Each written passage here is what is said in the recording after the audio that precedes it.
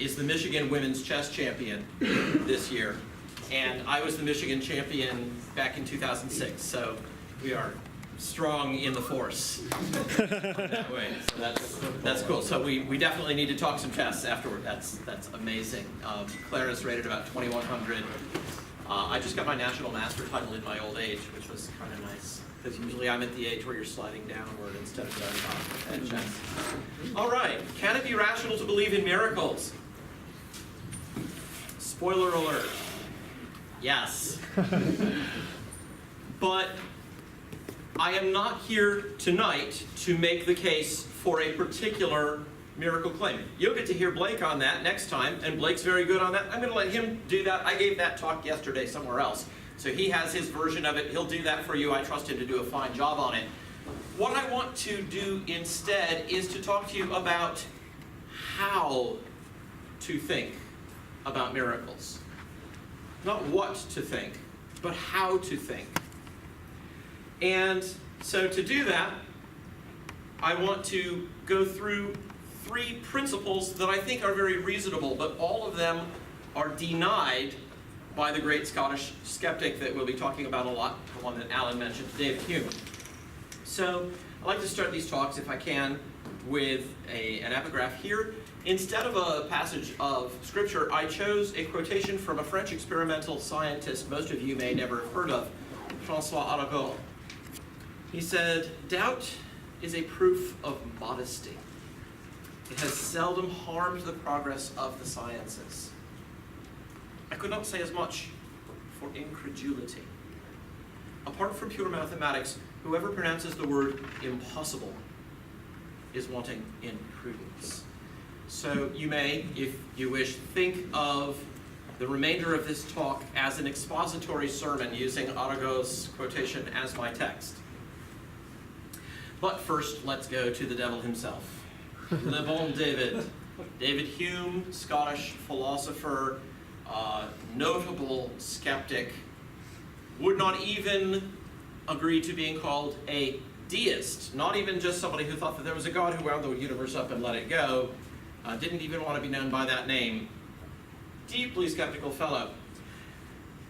Hume is the author of certainly the most influential, probably the most popular argument against the credibility of miracle reports. It's section 10 of his philosophical essays.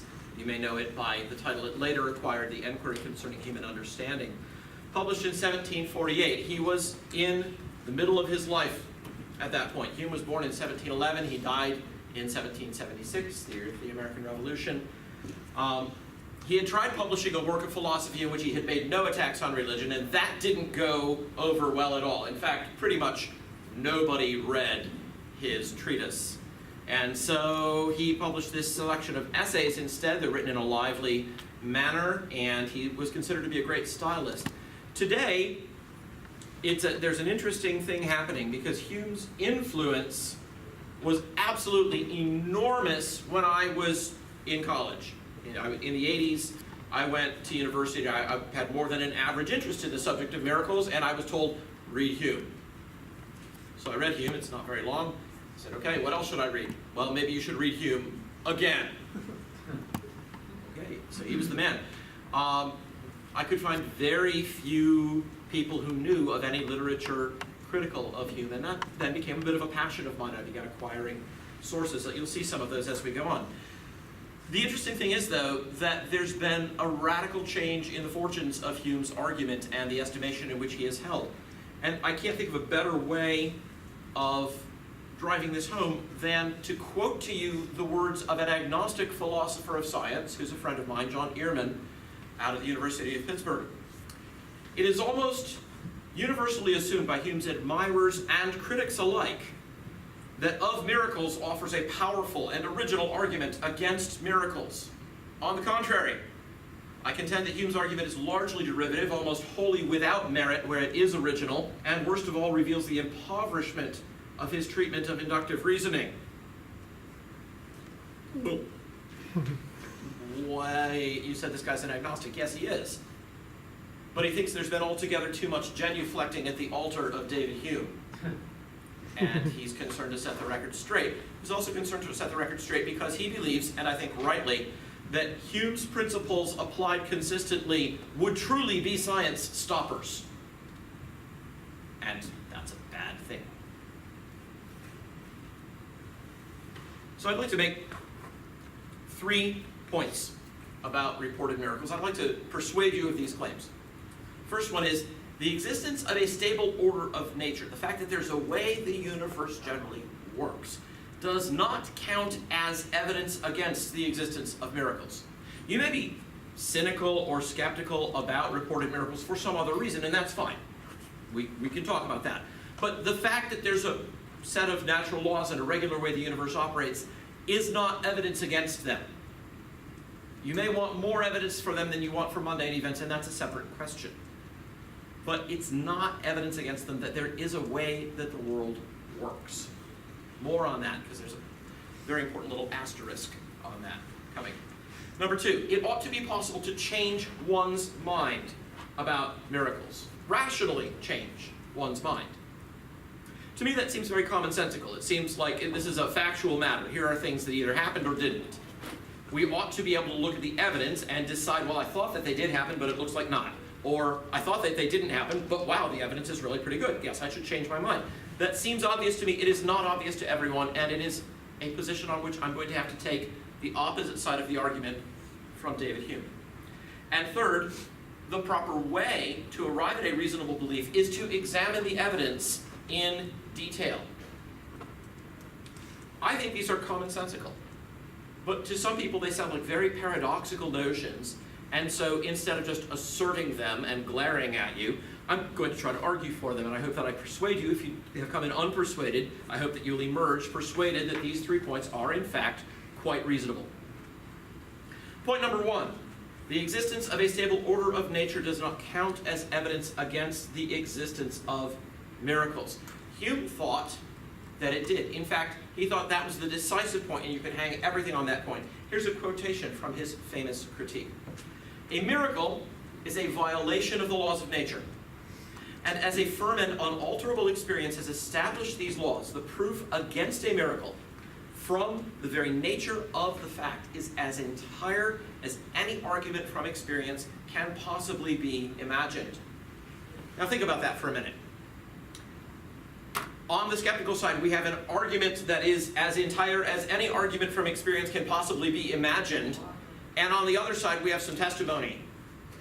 In the arm wrestling contest between those, which one is going to win? This is not a contest, right? Obviously, you just said this is the one that's going to win. So it really doesn't matter what evidence you bring up. It will always be overwhelmed by this evidence. And yet, I think that's a pretty grave mistake. Let me show why by quoting from one of Hume's contemporaries, William Adams. William Adams was actually Samuel Johnson's Latin tutor for a short time. Adams, in his essay in answer to Mr. Hume's essay on miracles, said, "An experienced uniformity in the course of nature hath been always thought necessary to the belief and use of miracles. These are indeed relative ideas. There must be an ordinary, regular course of nature before there can be anything extraordinary. A river must flow before its stream can be interrupted. There must be an order of nature for there to be something that stands out as not part of the order of nature. And if there's not, you will not be able to recognize something as a miracle." How many of you carry around a little epinephrine pen because you're allergic to mathematics? I know you're out there. There's going to be, this is your warning, your trigger warning. Okay, there's going to be a tiny little piece of probability theory on the next slide, and then it's good. It'll be passed, and just move on. Okay. All right, so here's a general principle of evidence. If, on the supposition that M, which stands here for a miracle, were true, it would be inevitable that O also be true. O stands for the order of nature. Then O cannot be evidence against M. If M guarantees O, and you find out that O, you can't say, wow, well, that counts against M. Mathematically, all right, signal, close your eyes, pull out the EpiPen, whatever you have to do. Okay, if the probability of O given M equals 1, then the probability of M given O is greater than or equal to the probability of M. You can open your eyes again. So what I need to persuade you of in order to establish my first proposition is that this really is the connection that's between miracles, at least miracles in the sense in which we're all concerned with them, and the order of nature. So I want to talk about the function of miracles. Miracles are for something. In religious context, miracles are supposed to function as signs. Some of you may remember the 3rd chapter of John's Gospel, where Nicodemus comes to Jesus by night. What does he say? Rabbi, we know that you're a teacher sent from God. How does he say we know it? No one can do these works that you do unless God is with him. It's a sign of something. Jesus' works aren't just like gee whiz, David Copperfield stuff, collect the money, move on to the next town. They're signs of something. They're supposed to function that way. To say that is not to say they really happened. Someone could point out that they're supposed to be that way, but be unsatisfied by the evidence. So I'm not presupposing in this place, at this time, the truth of the claim that Jesus worked miracles. I just want you to think about what it would mean for something to be a miracle in a religious context. It's a sign of something. It shows something. But miracles that function as signs would be impossible unless they took place against the backdrop of a stable natural order, since that's what enables them to function as signs. Right? If you can't see any difference between what's happening in the ordinary course of nature and this thing that's supposed to be so special, then it's not really all that special. If I said to you, let me prove to you that God exists, I can make the screen change from standing over here. Would you be impressed? No, because that's normal. That's stuff that we can even replicate in non-religious context. Why would that be a sign of anything? That doesn't interrupt the normal order of our lives. So how can that count as evidence of something supernatural? Well, wouldn't be easy to see how it could, would it? Therefore, the existence of a stable order of nature cannot be used as an argument against miracles in religious contexts, because the ability to show a miracle as something deviating from the natural order is important. That all may have been too abstract or too much in words, so let me do it in pictures, okay? I'm going to show you a sign, and by sign here I just mean like poster, billboard. It's got an important message. I really want you to believe this message, sincerely I do. The problem is the background is black, and so is the font that I used.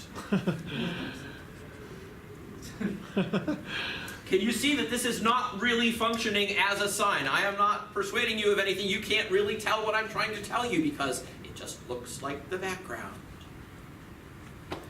I could, however, make it a little bit more helpful, like this. And I really want you to believe that. I sincerely want you to believe. Hume was wrong, but you have to see it standing out against the background before you can see what it is that is being said. So that's my first point. There has to be a way that nature normally is before there can be something that is supernatural. To put it another way, and this might be a helpful way to think about it, the laws of nature do not tell us how nature always invariably behaves. They tell us how nature behaves when it is left to itself.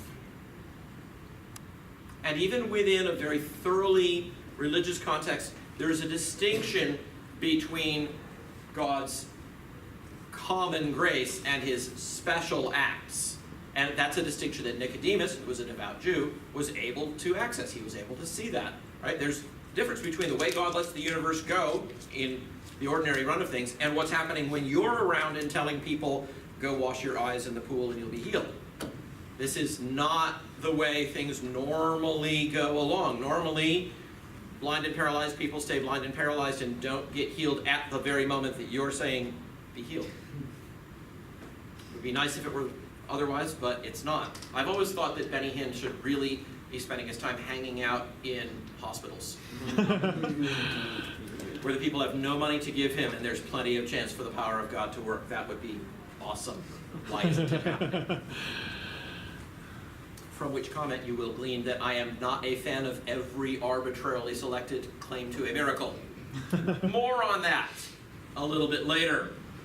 We don't want to be suckers, do we? Does anybody want to be a chump? Any volunteers? No? You don't? Why not? It's so nice to look like a fool, isn't it? No, it's not nice to look like a fool. Come on, sincerely, really. Normal people don't want to look like fools. We'd like to get it right.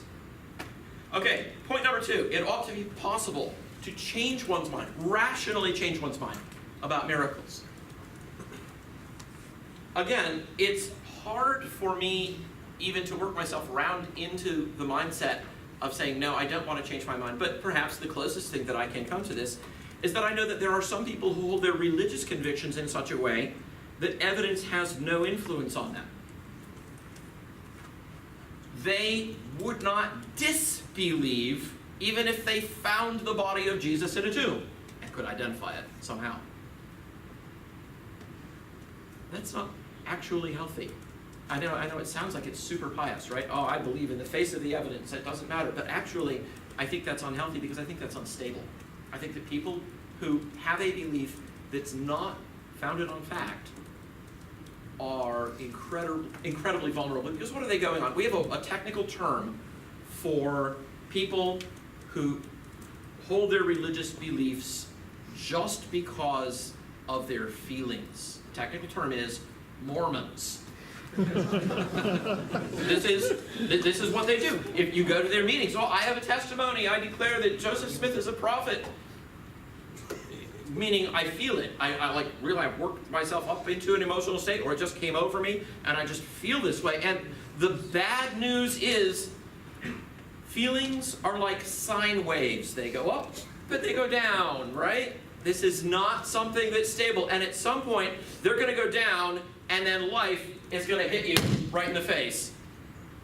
And you're not going to have any feelings left to support your feeling-based belief. And what happens then? I know a man, a really good man, a good friend of mine, who is a Christian, and he's a scholar, and he told me there was a time in his life when things were going so badly on all fronts that he just broke down weeping in his car. And he said, sure enough, he heard a little voice in his head saying, just give it all up. Just walk away. Just walk away from it. And he told me with tears in his eyes, but I could not do it because I knew too much.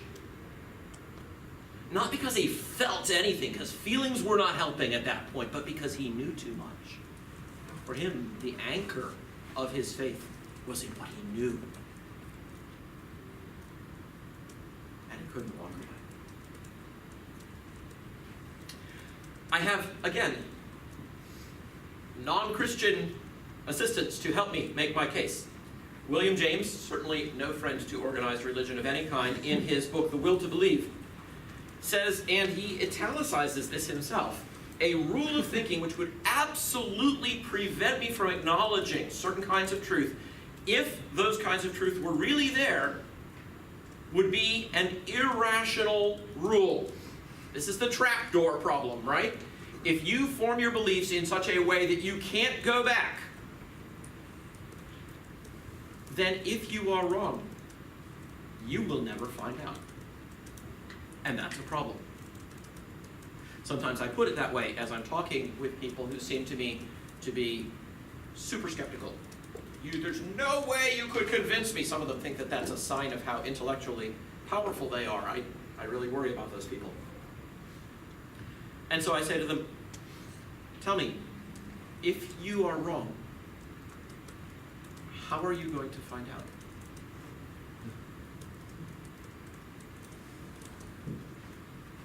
Well, God would have to rearrange the stars or something. Oh, well, okay, wow. There are a lot of things for which I could wish that I had better evidence. I wish I had better evidence for the assassination of Abraham Lincoln. I would have liked for somebody to invent video cameras earlier and have it all on film. But we don't. Does that mean I don't have enough evidence for the assassination of Abraham Lincoln? No. You could always imagine more evidence. The question is never, do we have all the evidence that could possibly be imagined? The question is, do you have enough evidence to make your belief reasonable? Now, you might think that that kind of a statement is just too clear and obvious for anyone to contradict, but actually David Hume does, it seems to me, put himself in that position. Here are a few quotations from his famous essay on changing, or as it happens, not changing one's mind. Speaking of one reported miracle, he's telling about somebody, he says, he therefore concluded like a just reasoner that such an evidence carried falsehood upon the very face of it, and that a miracle supported by any human testimony was more properly a subject of derision than of argument. By any human testimony. Really? Because if that's the way that you reason, well then it's no surprise that you could have all kinds of testimonial evidence and not change your mind. Because it's more properly a subject of derision than of argument. We should all sit back in the faculty lounge and laugh our heads off at these silly imbeciles who believe in things like miracles. That's not the only passage, though. Here are a few more. But should this miracle, some imaginary miracle he's thinking of, be ascribed to any new system of religion, men in all ages have been so much imposed on by ridiculous stories of that kind that this very circumstance would be a full proof of a cheat, and sufficient with all men of sense not only to make them reject the fact, but reject it even without farther examination. TLDR version of that. Religions are exactly the places where people try to pull off fake miracles. Therefore, you should never believe a miracle in a religious context. Trouble is there's a disconnect between those two things. He's right about part of that. He's right that a religious context is exactly the place where people want to try to fake a miracle if they can. But they're also the only kind of contexts where if there were a God and he wanted to get your attention, he'd be likely to work an actual miracle. So it's going to be religious contexts or nothing. Almighty God is not going to reach out and disturb the tumbling of one grain of sand in the Sahara Desert while nobody can watch it so that it's falling in a non-Newtonian path. For what? No reason at all. If there are miracles, they're going to occur in the context of some kind of a revelation or a teaching or a warning, and so, yeah, that's going to be a religious context. So, rightly or wrongly, that's where we'll find them. Therefore, we can't use that as a decisive piece of evidence against them. Remember the principle of evidence? If M entails O, then O is not evidence against M. And by entails, I mean logically guarantees. So, yeah, right, if God works a miracle, it's going to be in a religious context. So you can't use the fact that something's in a religious context as evidence against it. It should make you be worried. It should make you say, I worry about alternative explanations. But being cautious is one thing, and being paranoid to the point of incredulity is a different thing. And this is where that quotation from Arago at the beginning comes back for us. That doubt is a proof of modesty and has seldom harmed the progress of the sciences. Incredulity, now that's a different matter. More Hume, in case you're not persuaded that he really is on the opposite side from these. As the violations of truth are more common in the testimony concerning religious miracles than in concerning any other matter of fact, this must diminish very much the authority of the former testimony and make us form a general resolution never to lend any attention to it with whatever specious pretense it may be covered. Translation being, la la la la la, I can't hear your evidence. Well, what could be wrong with a principle like that? If he is wrong, how will he find out? Simple question, but I think a tremendously important one. But Some of you may be sitting there saying, all right, all this is like, religious context, this and that. But I don't know, maybe you're just sort of shaping up the reasoning the way you want it to go. I can't really see an objection to what you're saying so far, but I'm worried maybe this wouldn't work somewhere outside of religious context. So let's go. Let's do that. Let's talk about meteorites. Let's talk in particular about this question. Do meteorites really fall from the sky? There are reasons of the kind Hume was just talking about, to worry about this. Many ancient civilizations have stories about stones that fall from heaven, but what do? They often put them in shrines and worship them as divine objects. At the height of the age of reason, the 18th and early 19th centuries, most scientists were incredulous of such reports because they were considered physically impossible. Rocks falling from the sky. You've got to be kidding. Hailstones, yeah. Rocks, nickel and iron, no. In fact, most of the testimony to them was from peasants. And testimony coming from peasants with no scientific training was dismissed because they're just peasants. What do they know? They know nothing. The scientists of the time, and these include some very great names in the history of science, were incredulous. Incredulous in the sense that Arago warned us against. So, for example, who's the father of modern chemistry? Antoine Lavoisier, right? Lavoisier, the father of modern chemistry, he dismissed written affidavits that the stones were still warm when discovered. He's even said to have changed a written affidavit, took his pen and changed what was written on it, arguing that the stones must have been artificially warmed. Pro tip, do not do this. Just because you think someone's a stupid peasant and didn't know what he was talking about, do not change his testimony. It is what it is. Argue that he's a stupid peasant and doesn't know what he's talking about. Fine, don't change what he wrote. Just no. Bad move for someone who is a very great scientist. Why are such people let loose? Pierre-Simon Laplace interrupted a presentation at the French Academy of Sciences, somebody talking about a fall of meteorites, shouting, "We already know enough such fables!" If he is wrong, how is he going to find out?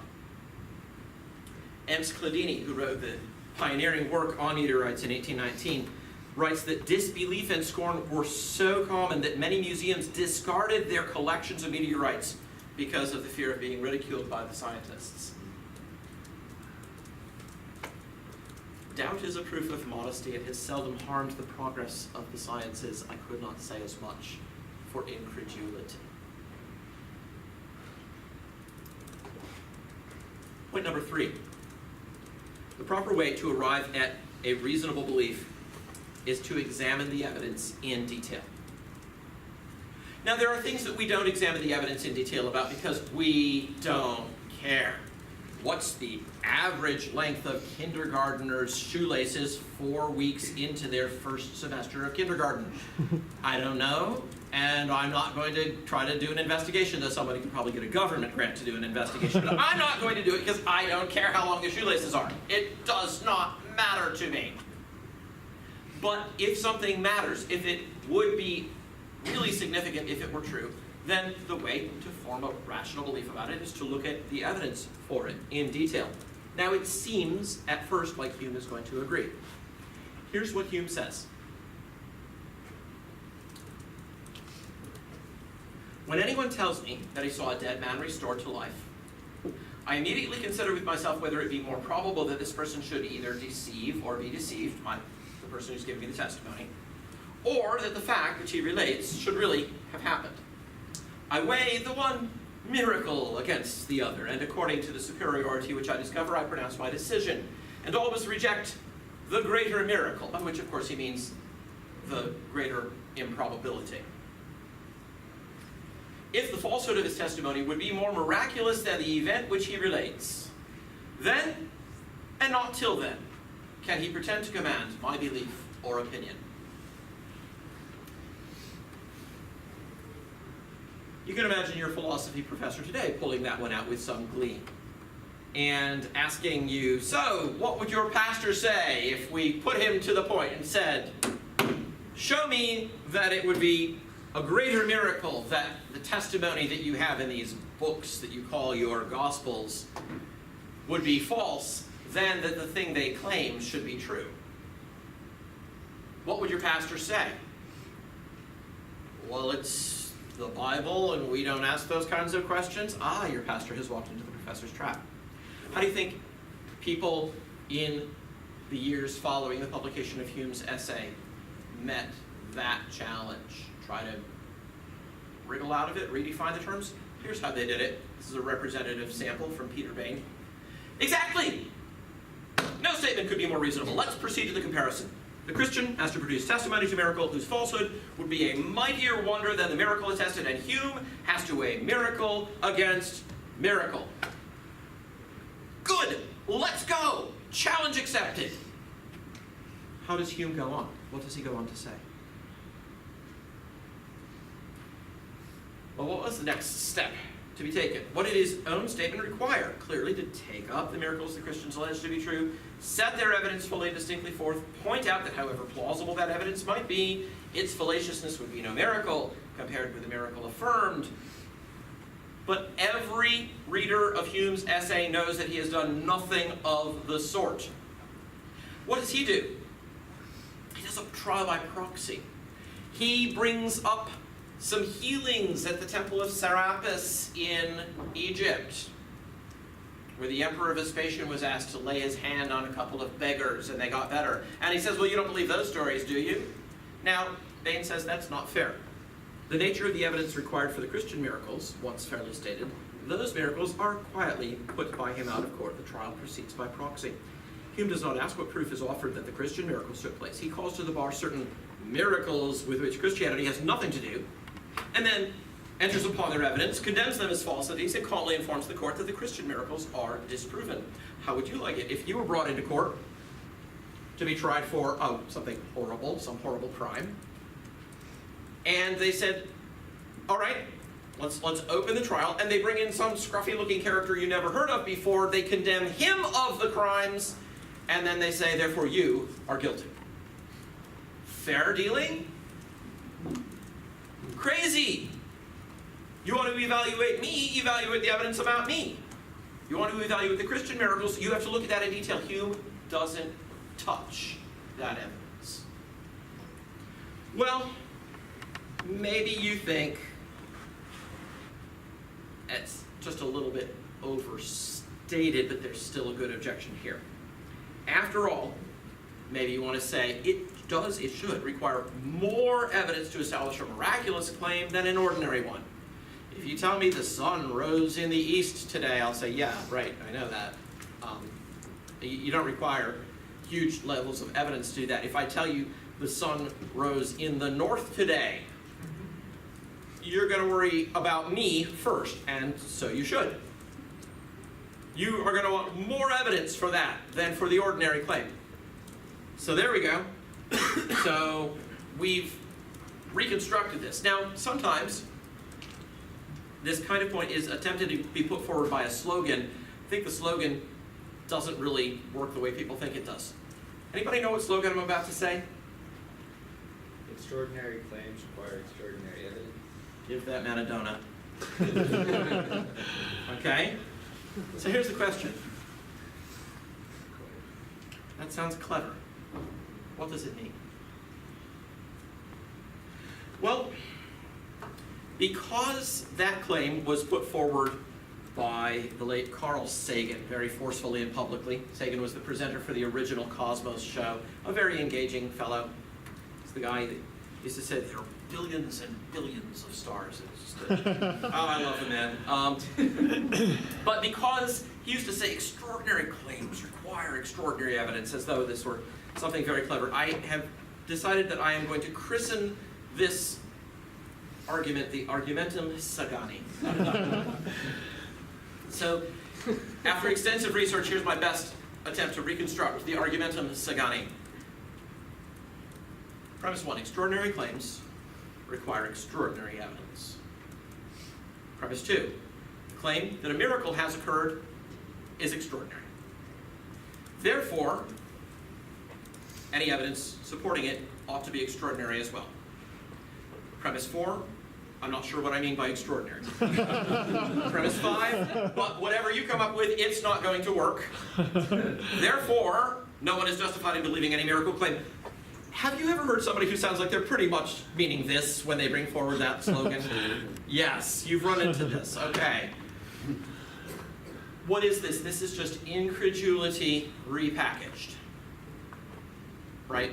This is not an argument. This is not evidence. It's just, yeah, so extraordinary claims require extraordinary evidence. I don't have to listen to you. Maybe I have extraordinary evidence. How will you know? Let's do a scientific test case on this. Take it again out of the religious realm for a moment and ask ourselves, how would this kind of reasoning work in some other context? Scientific test case. There's a proposed theory in nuclear physics that says spontaneous proton decay happens. But extremely rarely, so rarely that no instances of it have ever been observed. Ever. So what's the scientific thing to do? How do we respond in a scientific spirit to this? Well, if Hume were right, we would say the case against spontaneous proton decay is as complete as any argument from experience can possibly be imagined. Therefore, we just can move on now. No, actually, they set up sensitive detectors in underground water tanks, widely separated geographically so that local disturbances won't affect it, and then they sit and they wait to see if the detectors go off. Could be a long wait, but that's how they look at it. Why don't they say, well, if the detectors did go off, we could never believe them, therefore this is all a waste of money? Because they're actually willing to change their mind if the evidence comes in, and that's admirable. Besides, it would be a big deal if spontaneous proton decay actually happens. So the fact that 100% of the protons so far observed have not decayed does not mean it's impossible for us to accept evidence of such decay. So again, consider the question, if you are wrong, how will you find out? When should I change my mind? What we do not want to do is adopt some kind of trapdoor theory of knowledge, a trapdoor epistemology that will prevent us from ever changing our minds if we are mistaken. It's interesting that this response is underwritten by something that Thomas Sherlock, the Bishop of London, wrote in 1729 when Hume turned 18 years old.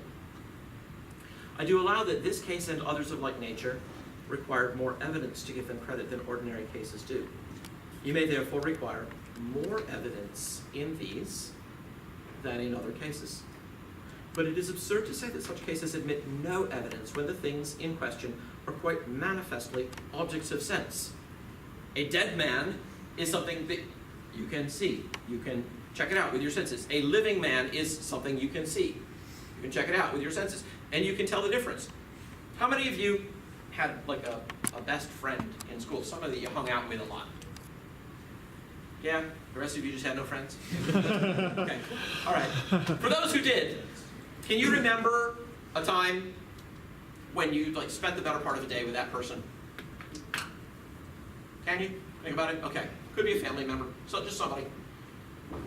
Are you prepared, even though you are not a mortician, are you prepared to swear to two things? Number one, that it really was your friend and not just somebody very cleverly pretending to be your friend.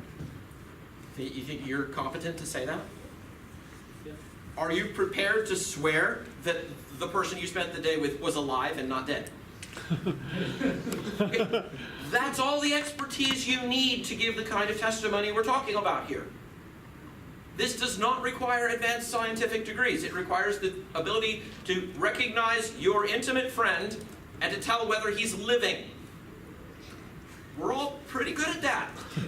Actually, it doesn't require fancy degrees. And when the clever philosopher comes and explains to you that you're really not competent and you should be someone of greater station and standing in life and someone who would have a great reputation to lose if you were lying, I think you're within your rights and scratching your head and saying, you know, I'm not sure. It seems like you've wandered into some kind of parallel universe that is not the world in which the rest of us live.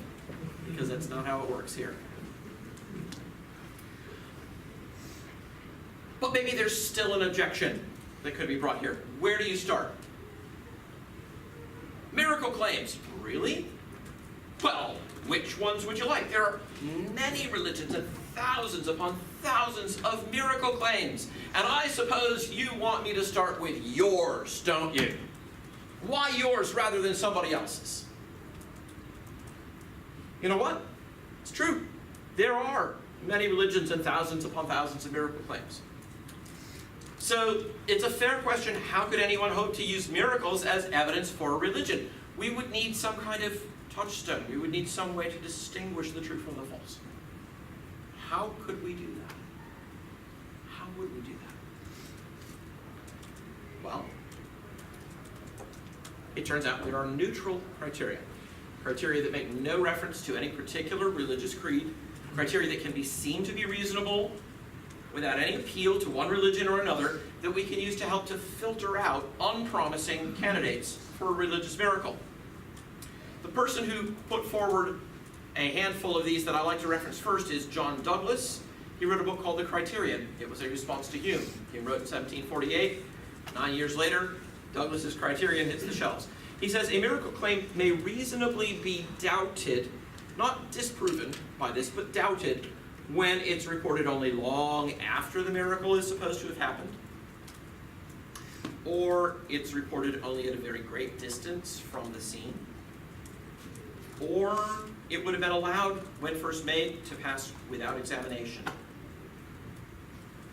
Any of those three checkpoints are points at which a proposed miracle could be subject to reasonable doubt.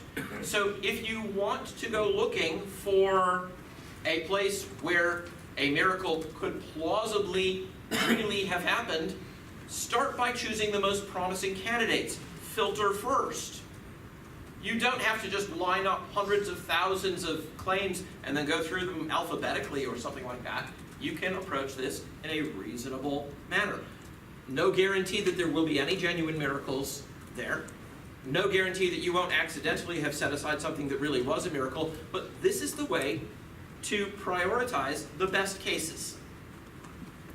So here are some claims that fail that first criterion, when the first report comes long after the event. Well, there's a fellow named Philostratus who wrote a life of a wandering sage of the first century, Apollonius of Tyana. And since Apollonius was a first century figure, and so was Jesus Christ, skeptics like to bring up the life of Apollonius and say, well, you don't believe the miracle stories written there, do you? And in fact, we don't. But even on Douglas's first criterion, Philostratus is writing in the 3rd century. Apollonius, at the very outside, died around the year 100, probably quite a bit before that. So Philostratus had not known Apollonius. He had not known anyone who had known Apollonius. He probably hadn't known anyone who had known anyone who had known Apollonius. And in fact, a lot of the stories he tells, we find only in his book, and we have other accounts of Apollonius. They don't have these stories. So, yeah, all right, Douglas's first criterion. Does that mean Apollonius never worked a miracle? It doesn't prove that, but it makes it an unpromising place to start. Bart Ehrman likes to refer to the Apollonius of Tyana cases. The Lives of Pythagoras, the Greek sage, written 8 centuries after his time. Not a promising way to start. Many of the miracle claims of the Middle Ages about various saints in the Middle Ages were written only some time after their death and the death of their companions, and then suddenly the miracle stories start growing up about Saint Genevieve and how she was so wonderful, and as she walked, flowers would spring up in her footsteps everywhere she went. So you could just sort of follow the flower path wherever Saint Genevieve had been. That's not something that we have from people who were contemporary with Saint Genevieve. Does that mean it didn't happen? Doesn't prove it. Does it make it a less promising place to start? Yes, it does. Second criterion. When the first report of a miracle is made only at a great distance from the alleged event. So, thought experiment.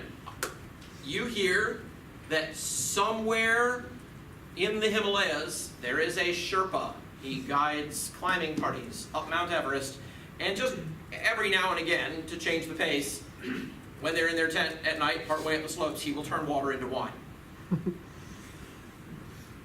Do you immediately book a trip to climb the Himalayas to try to find this Sherpa? Yeah, no, this is a long way off. I'm not going to invest that much effort for something that is not something I think is very credible. Well, similarly, if a report of a miracle occurs at a great distance, there's not a whole lot of incentive for people to go to great difficulty, great trouble, and check it up. If it's within the normal rounds of travel of normal people at that time, sure, but not if it's way, way far away. Are there miracle claims like that? Yeah, nearly all the miracles attributed to Apollonius by Philostratus are of that kind. Third criterion says when the miracle claim would be allowed to pass without critical examination, maybe because it supports or affirms existing or established opinions and prejudices. Virtually all of the miracles of ecclesiastical history, all the Middle Ages church miracles, were said in support of an already well-established religion. Does that mean they couldn't have happened? No, it does not. Does it mean they're not likely to have been examined very critically at the time when the stories were first put forward? I'm afraid it kind of does mean that. The healings attributed to Vespasian in Alexandria, the alleged restoration of a man's leg in Saragossa, these are examples Hume himself appeals to. Not promising because they fail on Douglas's third criterion. Here is, again, a statement from William Adams that I think drives this home. There's a wide difference betwixt establishing false miracles by the help of a false religion and establishing a false religion by the help of false miracles. Nothing is more easy than the former of these, or more difficult than the latter. So to make this vivid, let's suppose that you have nothing better to do, you're unscrupulous, and you decide you'd like to found a new religion. People try this from time to time, right? L. Ron Hubbard being a famous example of someone who tried this. I'm willing, because I'm unscrupulous and I ask you for a cut of the proceeds, to help you. I will give you a one-way plane ticket to the place where you're going to try this. You're going to go in, you're going to make miracle claims, and you're going to do this right out in public. Where do you want to go? I'll give you a choice of two destinations. You can go to Milwaukee, or you can go to Mecca. Now, I'm not going to give you very high odds of success in Milwaukee, but you never know. You might have some modest success there persuading some people. You're probably going to choose that ticket over the ticket to Mecca. It might have something to do with the fact that you'll be dead by the time you hit baggage claim. Right? This is not a promising place to try to go start a new religion. Why? Because there are people there who are going to be very interested in showing you up. Well, how was Christianity founded? Not in a country already Christianized. No. In the teeth of the opposition, in Jerusalem, 50 days after the crucifixion of Jesus, out in the streets, while the same rulers who had procured his death were still in power, while the same Romans who had nailed him to a cross were still there, in charge on the military side. Wow. If you were trying to start a religion with a faulty pretense to a miracle, that was a bad choice. Really bad choice. But if it's what really happened and you knew it and you couldn't keep quiet because you truly believed it, then that might indeed have motivated you to go out like Peter and John on the day of Pentecost and say, this happened here and we are witnesses of this. I'd like to close with some words from a great philosopher, Sherlock Holmes. It is a capital mistake to theorize before one has data. Insensibly, one begins to twist facts to suit theories instead of theories to suit facts. Thank you.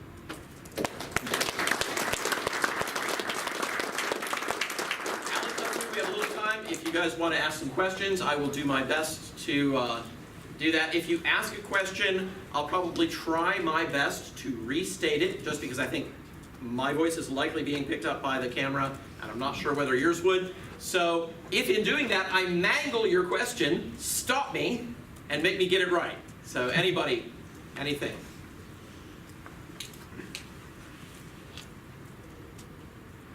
Go for it. The one guy, not Sherlock, but he had a similar name. That it was the like corollary to extraordinary claims require extraordinary evidence. Oh, Sagan, Carl Sagan. No, the other guy who said it more reasonably. That was Sherlock who said you can require more evidence in these cases. That's Thomas Sherlock, I think. Oh. Not Sherlock Holmes, but this guy. Yes. That would be a miracle. Well, I just think it's kind of interesting because like we didn't really go over what more evidence was needed in certain miracle cases. But I think like in the case of the resurrection, it's like, people could hallucinate, but then Thomas wanted to feel the hands. Right. So. Yeah, so, great thing. This book, The Trial of the Witnesses of the Resurrection, is a dramatic dialogue between skeptics and believers. In particular, one guy who's representing a couple of skeptical authors who have written recently, Collins and Woolston, who have written challenging the Christian accounts of the resurrection, and a lawyer who's taken the case. Some lawyer friends get together and decide to hold a mock trial on it, and so he just takes the case of the disciples, defending them against the charge of having perjured themselves regarding this. And it's fascinating because the opposition gets to bring up a whole bunch of arguments. It's really a very well-written piece and predates David Hume's essay. So if I could interest you in an old book, I could give you this one for free. Deal? Sure, yeah. Yes! I got one. All right, I love to do that. By the way, I've got 100 gigs of PDFs of old books on this subject. So if I can possibly interest you in reading an old book, they're all public domain. There's no copyright infringement issues with any of this. It is yours to read. So all you have to do is tell me you want it, and I will give it to you. Alan, give my email address to anybody who wants free books. I will find out now whether you are really, truly my kind of people.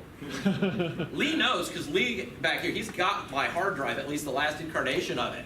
So it's for real, folks. This is a library, and you can have it. Augustine said something beautiful. He said, it's great to be able to give someone something. And we do this, when we give gifts to people we love, we feel good about it. But what the best thing is, more valuable than gold, is truth.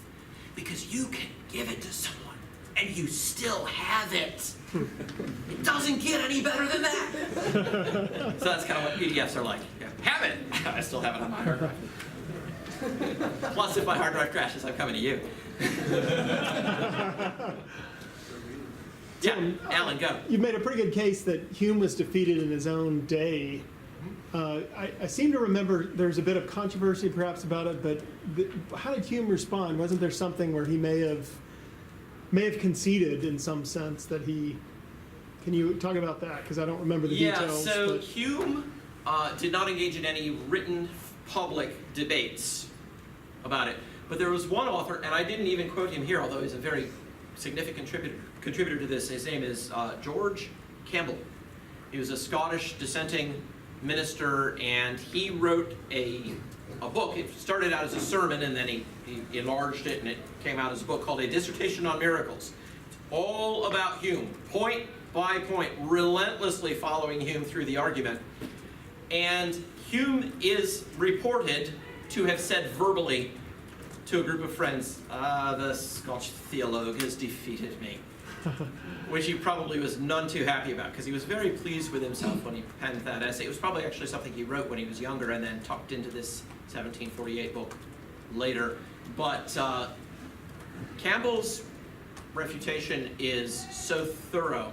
I remember talking to Bruce Langtry, a very highly regarded philosopher. We were at a conference at Oxford, or was it at Oxford or was it in Belgium? It may have been in Leuven. And he had read Campbell. I was surprised, and he was surprised that I had read Campbell, because people forget these old books exist. But I'll not forget soon what he said to me. He said, if Hume had been an honest man, when Campbell published his dissertation on miracles, Hume would have withdrawn his essay. Those are pretty strong words. But Bruce wasn't mincing words. He thought Campbell's refutation was that effective. Rebecca. And plus, we think that this is dead. Christopher Hitchens includes this essay in his Portable Atheist. Oh, in the Portable Atheist, Hitchens has this as one of the things he has anthologized for all to read. Yes. Right. Oh, you can go online and you can find atheists saying, okay, Atheist Basics 101, Hume on Miracles, and this is just taken as gospel truth. I'm surprised they don't have little revival meetings preaching Hume. How many were saved or damned or something? I don't know. What do you say in an atheist revival meeting? But yes, this is still absolutely very much alive. And in fact, when John Ehrman wrote his book, Hume's Abject Failure, right, the title itself was bound to generate some controversy. And he would give talks on this, and people would say to him, so like, are you saying this because you have some kind of apologetic agenda? Like that would be, an immediate disqualifier. And Ehrman would say, no, I have no interest in gods, but I do have an interest in setting the record straight. And I am put off by the tone of, as these are his words, pretentious sneering on the part of Hume's advocates.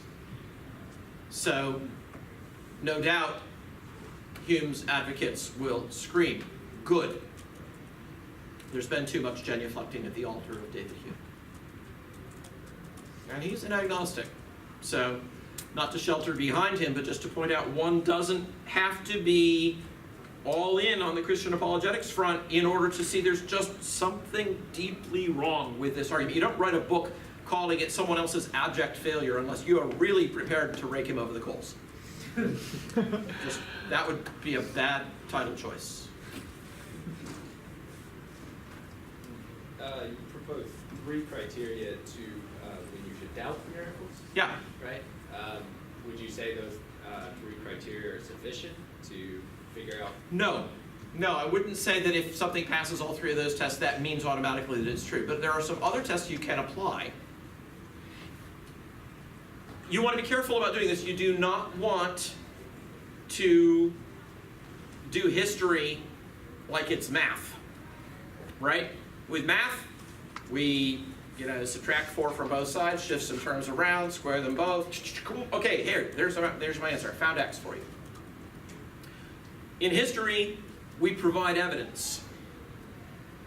But we recognize that we're not doing logic, we're not doing math, and that the providing of evidence can take us to a very, very high degree of confidence, but it's not going to give a guarantee. So I can propose some criteria that were proposed by Charles Leslie in a book called A Short and Easy Method with the Deists. Another old author. 1698, I believe, is the date for that one. You want that book? I can give it to you. Leslie said, look, here are some criteria which, if they are met, can make you very sure that a miracle has taken place, or even that a historical event has taken place. It doesn't even have to be a miracle. There are many true historical events that don't meet all these criteria, but if you meet these 4, then you've got a very strong case. Here they are. It's got to be something that happens in public, not just one person's private experience. There's a criterion for it to meet. Does that mean private experiences didn't happen? No, but it means this, a good way for it to be positively evidenced. It's got to be something that your senses, your outward senses, your eyes and your ears can attest to. Not something in a dream. Not something that you just feel, but something your senses can acquire. Third criterion, is there some act or monument commemorating it? Some action or some public memorial of it? And fourth criterion, was that memorial instituted or that monument erected at the time that the event was supposed to have taken place? So think about the 4th of July, right? Here we've got a public commemoration of the Declaration of Independence, which we can trace all the way back to the 1770s. On the other hand, if I try to invent a national holiday in honor of some event that I'm making up, and I try to persuade you that it happened by saying, so what are you and your family doing for Stupendous Day today, or this year? And you look at me like, Stupendous Day, what was that? What is that all about? Right? Well, Stupendous Day doesn't exist, and there's no way I'm going to be able to persuade you. Come on, your family has a Stupendous Day meeting every year, don't they? I mean, we all do this. Every fall we get together for Stupendous. Are you like renaming something else that I don't know about? Are you talking like Labor Day? Is it like a joke? No, Stupendous Day. Right? I mean, it's the day when the British Army spontaneously combusted. They just all blew up. I can't pull it off because it's just not possible to push upon you the idea of a long-standing commemoration of something you know perfectly well has not been commemorated like that. So Leslie's 4 criteria, you can arrange them if you want to spell the word past. Public, acts or monuments, senses, and the time when the memorial or the action was initiated. But now think about 2 examples, one from the Old Testament, one from the New. Think about the delivery of the children of Israel from Egypt. What do the Jews to this day celebrate every spring? Passover. It's a memorial that can be traced way back, as far back as that history stretches, and it goes back to tell us about those events. We have no record of a time when they did not celebrate Passover. How about the Christians? When are you going to go to church this week? Sunday. Sunday. Why not Saturday? Saturday is the Sabbath. What happened?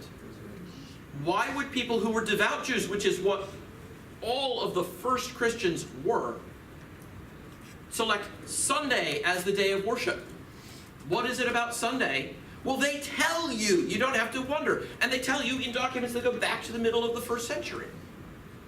They worshiped on Sunday because on that day our Lord rose from the dead. What do? Maybe weekly, maybe monthly. They get together and they have a communion meal. What do they say that is? This is a remembrance of his death. That too goes all the way back to the 1st century. Why do you celebrate a criminal's death? Because we're glad he's dead. Okay, I get that. But why else would you celebrate a criminal? Why would you celebrate a criminal's death every week as a means of keeping the memory of it fresh so that you could convert other people? You guys have a weekly commemoration of David Koresh? And he wasn't even a criminal, strictly, I guess. Sort of. No, I mean, we don't do that unless something spectacular happened that transformed the ignominious method of his death into something completely different. Okay? I mean, this is either the death of a criminal and we're done, or it's the victory of God in something quite extraordinary happening immediately thereafter, and we commemorate this week after week, or if you're Baptists, month after month. I don't know. So there you go. There's Charles Leslie, L-E-S-L-I-E, a short and easy method with the deists. He has a sequel where he gives you 4 more rules, but that'll get you started. Yeah, back in the back. So, how much time between events and the reporting of those events, or between the events and the commemoration of those events, can be allowed to pass before it's, because every religion has some commemoration that goes back to something, and we assume that if the event never happened, then it just sort of formulated over time. Yeah. So, well, that's why Leslie's got that criterion, right? See, it's got to go back to that time period. I'll tell you what, for the purposes of making this argument, let's put it within living memory. And I can give you something like a time span on that. My oldest daughter is now 25. When she was 12, she did a project. Our next door neighbor was a World War II veteran. He had fought Rommel in Africa. He was about 80 at that point. And she said to him, would you be willing to let me interview you about your experiences during World War II? And he said yes. He had never spoken about these things even to his own family. So with his permission, she recorded almost all of it. Once or twice he asked her to stop the recorder, usually because he was crying. But she got 6 hours of interviews with this guy about his experiences during the war. Wonderful stories, tragic stories, heartbreaking stories, the things he just poured out.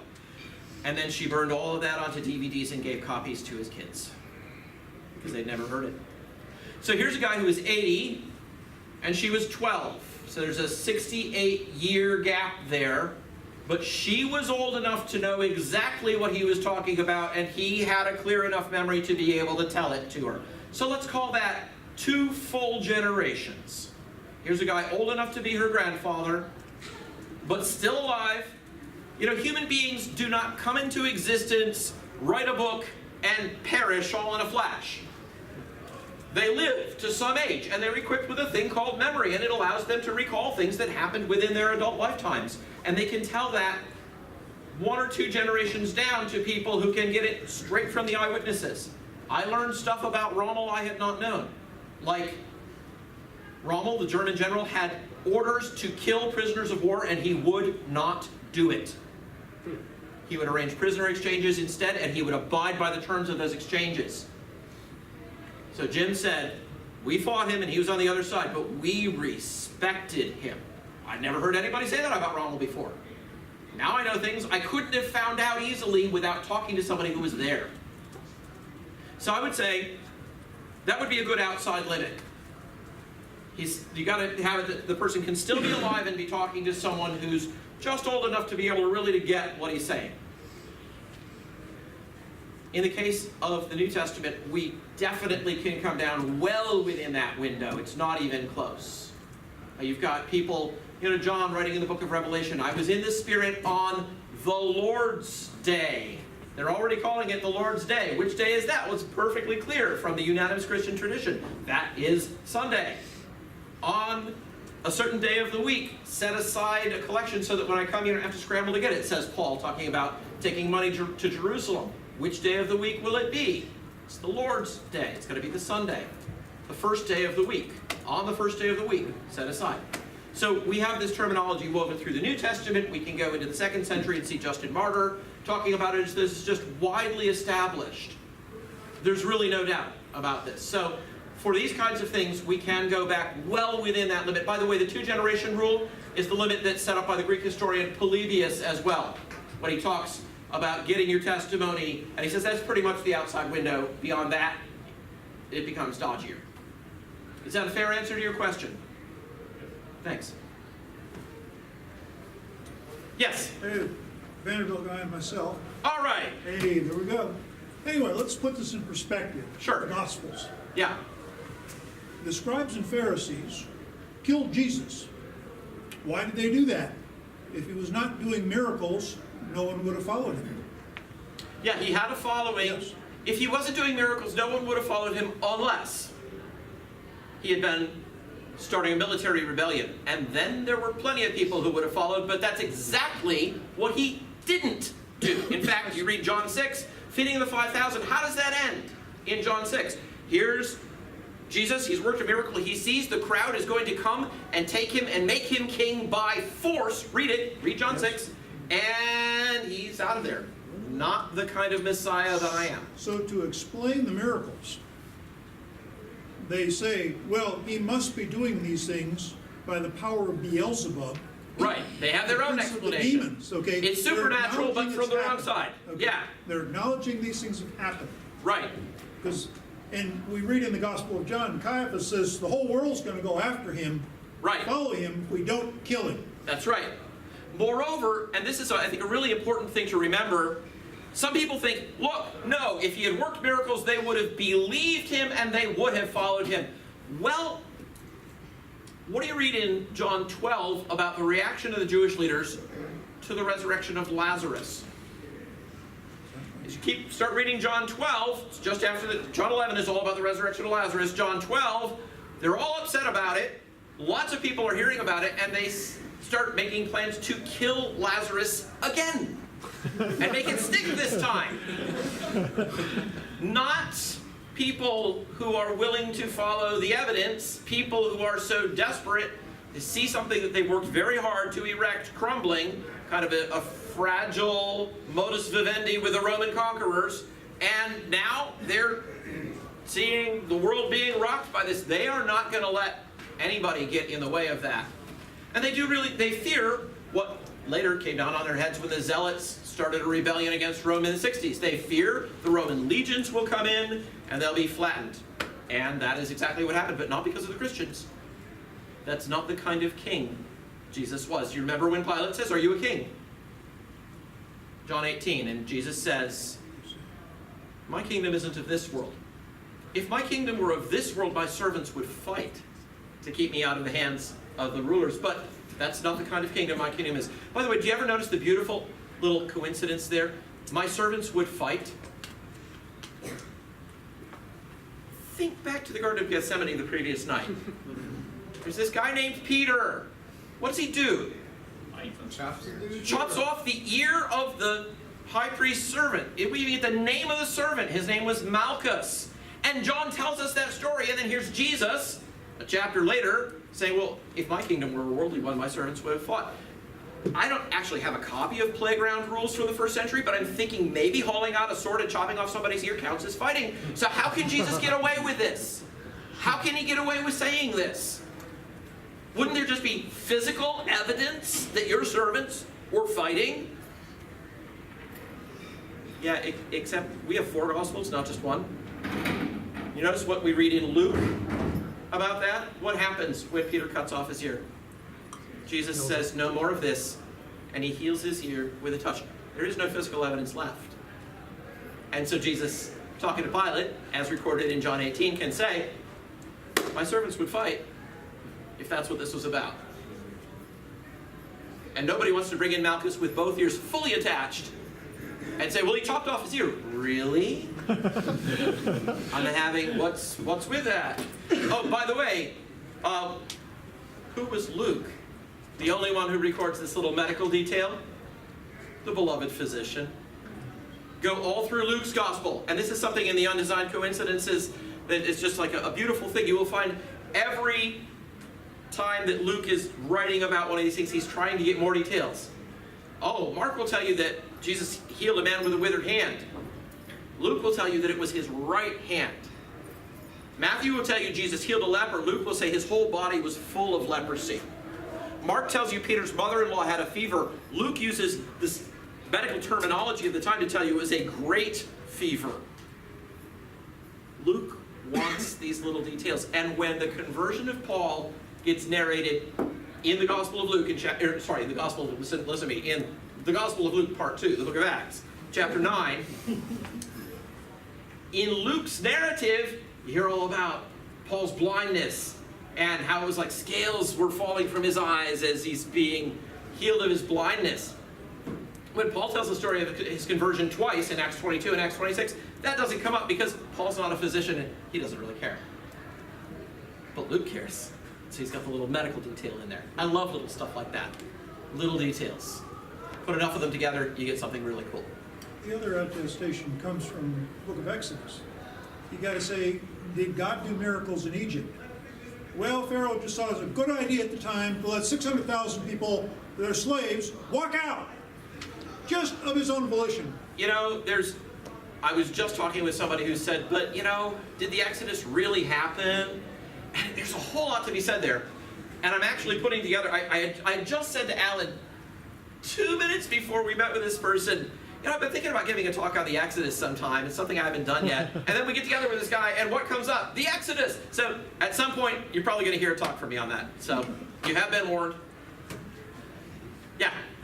Do you think that the possibility of a naturalistic explanation for an event is significant in determining the outcome of what we should believe in a miracle? Okay, so do I think that having the sort of plausible naturalistic explanation available should influence our judgment as to whether something is a miracle? Yeah. Absolutely, and I'll give you an example. Not too long ago, there was a report of the Hindu milk miracle. Hindus were taking spoons and putting spoonfuls of milk under the snouts of statues of Ganesh, the elephant god, and claiming that he was drinking the milk out of the spoons. So my wife took a piece of unglazed pottery in our kitchen, filled up a spoon with some water, stuck the unglazed pottery into it. Sure enough, it'll soak some of it up, and the water, if you think about the geometry of a spoon, you realize that you don't have to take very much off the top before you can see a noticeable drop in the level because it's making a smaller puddle in the spoon. So she achieved the same effect. No miracle required. Pretty good reason not to take that as a plausible candidate for a miracle. So yes, I do.